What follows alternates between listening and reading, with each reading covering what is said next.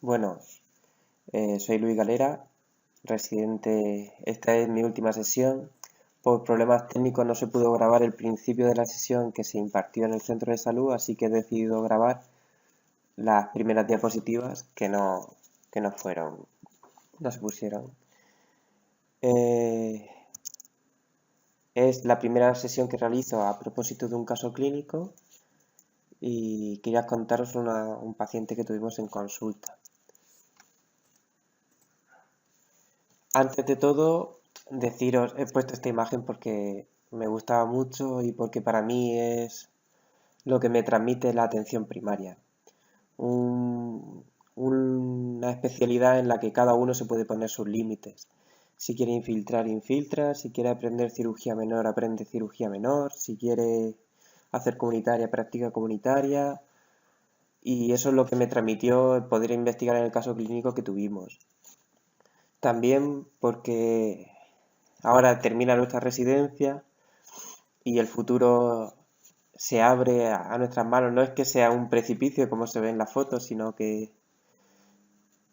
pues eso. Bueno, empezamos con el caso clínico. Fue un paciente que tuvimos en consulta, que era un varón de unos 50 años aproximadamente, vamos a llamarle Brad, que venía para una revisión de una microhematuria. Se le pidió una analítica en la que destacaba una ferritina muy elevada de 700 y un volumen corpuscular medio de 109. En ese momento no había mucho tiempo en consulta, revisando analíticas previas, fui observando que el volumen en los últimos años había ido aumentando y dije, bueno, pues yo creo que ha llegado el momento de pensar, a ver, me puse a pensar en ese momento si el problema se debía a un posible problema debido al alcohol, o si bien era un hepatópata, o bien podrían ser otras alteraciones. Así que lo que hicimos fue decidir que era un buen candidato para realizar una programada. El resto de la presentación continúa en la original. Os dejo con ellas.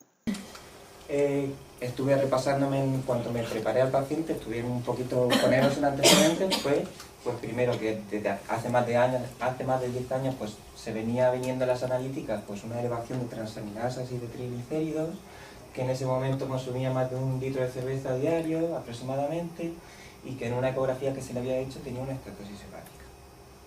También hace más de 10 años que este paciente tiene una gastritis crónica y un esófago de Barrett que sigue control digestivo con sus endoscopias, con sus biopsias, y que estaba en tratamiento con esomeprazol de 40. Después que tiene una hiperglicemia, que ha tenido crisis de gota y ha tenido antecedentes de cólicos renoureterales, y que toma alopurinol de 100. Y por último, que en 2012 se le diagnosticó una hipertensión que lleva buen control con enalapril de 20. Como antecedentes familiares de interés, pues su padre tenía un problema hematológico que no me supo precisar. Quedamos en que investigaría él y después me diría en las consultas qué problema era. Esta es la evolución para que lo veáis un poquito más. Empieza en 2012, que tenía un volumen corpuscular medio de 102, y ahí fue. En junio de 2014, 105, todavía no se había investigado qué podía ser, sí, una alteración normal. ¿Sí? En julio de 2015, 106, pero cuando yo ya lo vi, pues 109. Dije, ¿aquí qué pasa? ¿Qué es la macrocitosis? Bueno, como sabéis, es un aumento del tamaño de los glóbulos rojos, ¿vale? No estamos intentando hacer un diagnóstico diferencial de la macrocitosis, pero sin anemia. El diagnóstico de la anemia iría por otro lado. ¿Cuál es el diagnóstico de macrocitosis sin anemia? ¿Vale? Primero, lo que hay que hacer para hacer el diagnóstico diferencial es una buena historia clínica e investigar cuáles son los antecedentes patológicos que puedan provocar macrocitosis. El primero y más evidente y más conocido es el alcohol, ya que hasta el 90% de los alcohólicos pueden tener macrocitosis, ¿vale? Pero hay otros, pueden ser simplemente por fármacos, metotrexate, los fármacos de la terapia antirretroviral, ¿vale? Son fármacos que muy fácilmente producen macrocitosis. Después tabaco, EPOC, diferentes patologías crónicas que pueden producir también macrocitosis. Evidentemente un déficit de vitamina B12 y de ácido fólico. una hepatopatía crónica, alcohólica, no alcohólica, un hipotiroidismo, diferentes hemorragias agudas y aplasias medulares. En teoría, según la guía de la SENFI, si está claro un antecedente patológico, no sería necesario investigar más la causa de la macrocitosis. Pero si no nos queda claro, primero habrá que preguntarse si es posible que haya existido un error de laboratorio. Y si no, habrá que hacer una buena historia clínica, una exploración física y una serie de pruebas complementarias, en las que está que solicitar la vitamina B12, el ácido fólico, los reticulocitos, funciones prácticas, TSH y ferritina. Pero, ¿qué pasa si mezclamos macrocitosis con hiperferritinemia? ¿Vale? La hiperferritinemia tiene, evidentemente, prácticamente tres orígenes. Puede ser de origen inflamatorio, por citolisis o por sobrecarga del hierro. ¿Vale? De origen inflamatorio, pues sobre todo es el alcoholismo, como hemos dicho antes, diferentes neoplasias pueden producir hiperferritinemia, hepatitis virales crónicas, algunas se solapan entre la macrocitosis y la hiperferritinemia. Estatosis hepática no alcohólica y diferentes inflamatorias como la artritis reumatoide y el VIH. Y por sobrecarga del hierro, pues pueden ser de origen primario, causas genéticas como la hemocromatosis, o de origen secundario por transfusiones o simplemente por tratamiento de hierro. Entonces, yo he hecho aquí un pequeño algoritmo, porque tampoco he encontrado así un algoritmo con la hiperferritinemia, ¿vale? Entonces, el mejor índice para valorar un grado, que nos dice de verdad, no es el grado de sobrecarga de hierro, es el índice de saturación de transferrina, no es la ferritina. La ferritina es un parámetro que puede estar elevado simplemente por causas inflamatorias que hemos dicho, ¿vale? Te lo paso. El índice de saturación de transferina puede estar o bien normal o bajo o elevado. Si nos vamos por el normal o bajo, iríamos a origen inflamatorio o por citolisis. En cambio, si el índice de saturación de transferina está elevado, ya nos iríamos a una enfermedad por sobrecarga de hierro. ¿Vale? Entonces, volvemos a hablar. Y le pregunto, la primera pregunta que le hice, bueno, le hice muchas preguntas, pero la primera fue, ¿tomas alcohol? Me dice, no, desde hace 4 años que no tomo alcohol. Y entonces le fui preguntando un montón de cosas. ¿Fumas? Pues sí, fumaba 10 cigarrillos. ¿Sabes ya cuál es el problema hematológico de tu padre? Y digo, a ver si ves esto relacionado. Pues no, era una L-gamma-partía monoclonal incierta que había seguido controles y no pasaba nada. Entonces, venga, pues hice una exploración física, la exploración física era completamente normal y pedí una serie de pruebas complementarias, ¿vale? Y esta es la primera analítica que me vino en diciembre de 2016, ¿vale? No me llegó todo lo que yo le había pedido. Pues de esta, pues bueno, que tenía una mínima elevación de enzimas hepáticas, seguía con una elevación alta de ferritina, lo que me confirmaba que no era un error de laboratorio. La TSH era normal, el ácido fólico, la vitamina B12 era normal y el volumen en ese momento era casi 107. Pues tuve que pedir otra analítica con los parámetros que me faltaban y vi aquí que tenía ya un índice de saturación de transferrina de 77, una enfermedad por sobrecarga del hierro. El resto de analítica pues siguiendo la misma orden. Entonces ya aquí me pregunté, ¿será una hemocromatosis hereditaria? Y sí, investigué si yo, porque el siguiente paso era intentar solicitar el genotipo, si sospecha que es una hemocromatosis. Le pregunté, no tenía antecedentes familiares que él conociese de este tipo de enfermedad. Después de ver que no podía pedir yo el genotipo que intenté, pues hice una interconsulta en hematología, le han pedido el genotipo y desgraciadamente está pendiente. No puedo confirmar 100% que, lo siento mucho, pero no puedo confirmar, ¿vale? Entonces, vamos a hablar un poquito sobre la hemocromatosis. No sé si habéis oído hablar, pero la hemocromatosis es, eso es, una alteración que produce una acumulación patológica de hierro. Cuando se debe a una alteración genética, es la hemocromatosis hereditaria, ¿vale? Es la enfermedad genética más frecuente de la raza blanca, ¿vale? La herencia, gracias a Dios, es autosómica recesiva y decir que 1 de cada 250 personas de raza blanca tienen hemocromatosis, ¿vale? Habitualmente, en el 90% de los casos es tipo 1, ¿vale? Y es por una mutación que codifica una proteína que se llama HFE, ¿vale? De esta mutación, si se tiene presente, la mayoría se dice por una mutación homocigótica de la citopro... Bueno, perdón, simplemente es que se sustituye una tirosina por una cisteína y ya tiene la enfermedad, ¿vale? Esta es la proteína que se modifica, ¿vale? Bueno, ventajas, que es de todos los que tienen esta alteración genética, solamente el 70% presentan características clínicas.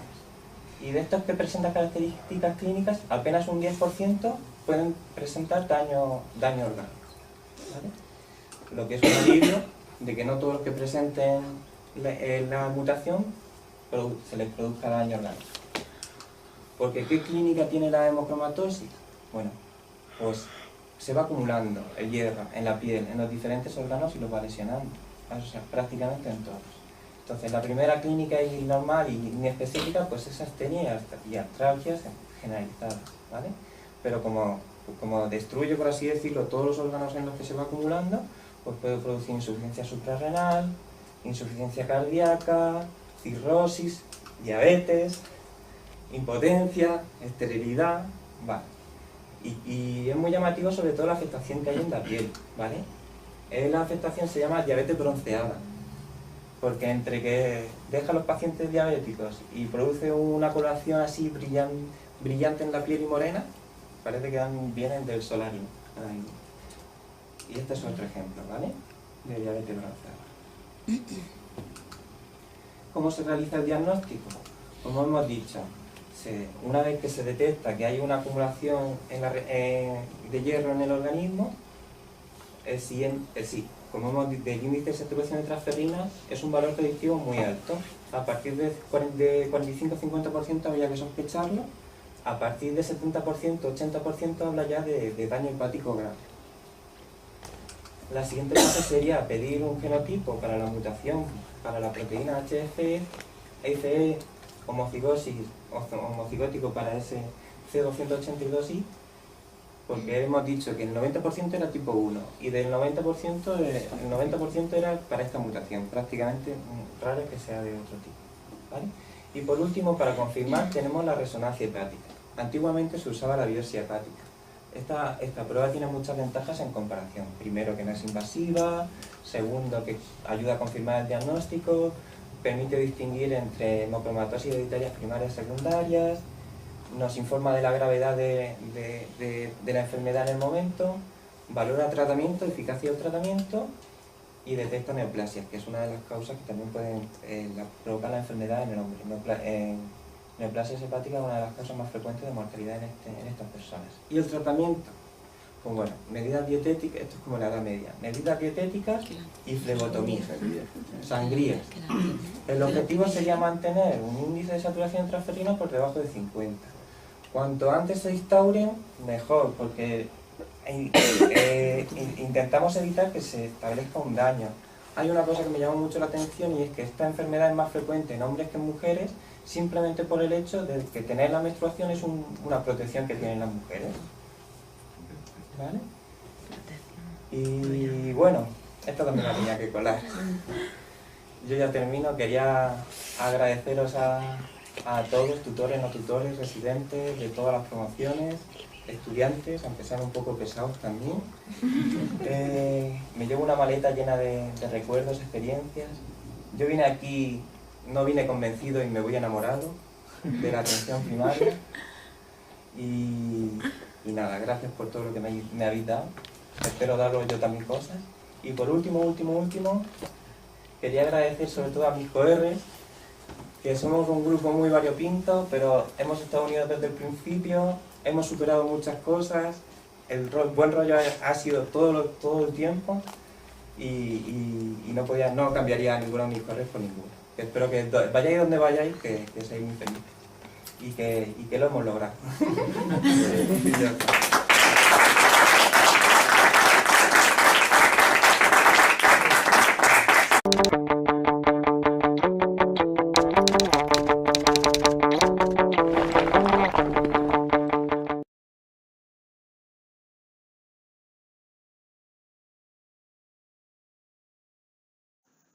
Bueno, soy Luis Galera, residente. Esta es mi última sesión.